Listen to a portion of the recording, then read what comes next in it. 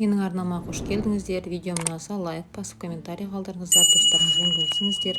Мен бүгін сіздермен мантының осындай бір тестісімен бөліскім келеді. Бұл тесті басқаша тестілерге қарағанда жақсы шығатын тесті, өзіме қатты ұнайды осындай тестімен жасаған.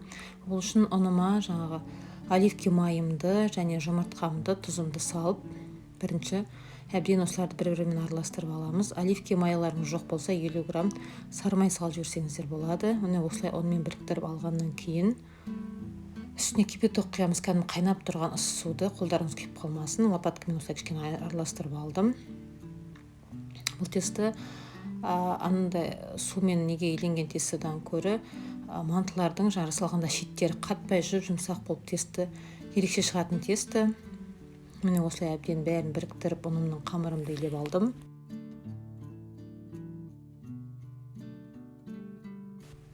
Мен қамырымды осылай әбден илеп, иін қандырып алдым.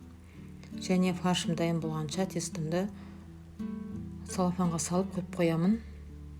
Енді қазір мен фаршымды дайындауға кірісемін. Міне фаршыма мен осындай өте уақыт туралған құйрық майды салдым. Және өте қолмен уақыт туралған осындай пияздарымды салдым. Және дәміне қарай тұзын, бұрыш және кориандр қосып, өздеріңіз қалаған кез келген приправаны қоссаңыздар болады. Әбден араластырып, міне менің начинкам дайын болды. Мен барлық қажетті құрамын описанияда қалдыратын боламын. Енді жаңа қамырымды алып 4 бөлікке бөліп алдым. Менде нан ысатын аппарат бар екенін білесіздер. Сол аппаратпен мен жақсылап тұрып тестімді жайып аламын. Міне осындай жұп-жұқа тесті шықты. Енді мантыны өздеріңіздің қалаған кез келген формаңызда түйуге болады. Мен өзім осылай қазір міне фаршымды саламын мол-молдан.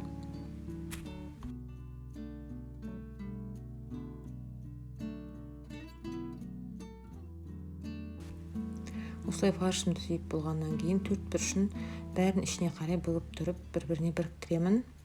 Маған мантыны жасаған кезде сыртына қарай шығып тұрғаннан ештеңе ұнамайды. Осылай бәрі ішіне қарай артық ештеңе шығып тұрмағанын жақсы көремін. Сондықтан мантыны мен осылай жасаймын. Өзіме ұнайды осындай жасаған. Сіздер өздеріңіз қалаған кез келген формада жасай берсеңіздер болады.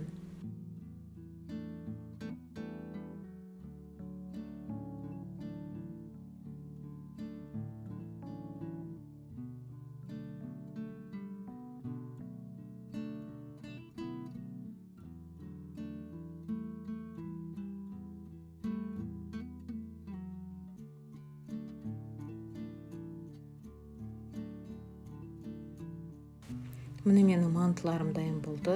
Мен қазір өзіме керектісін пісіремін де, қалғанын морозилкаға қатырып қоямын. Кез келген уақытта пісіре қоятын қылып.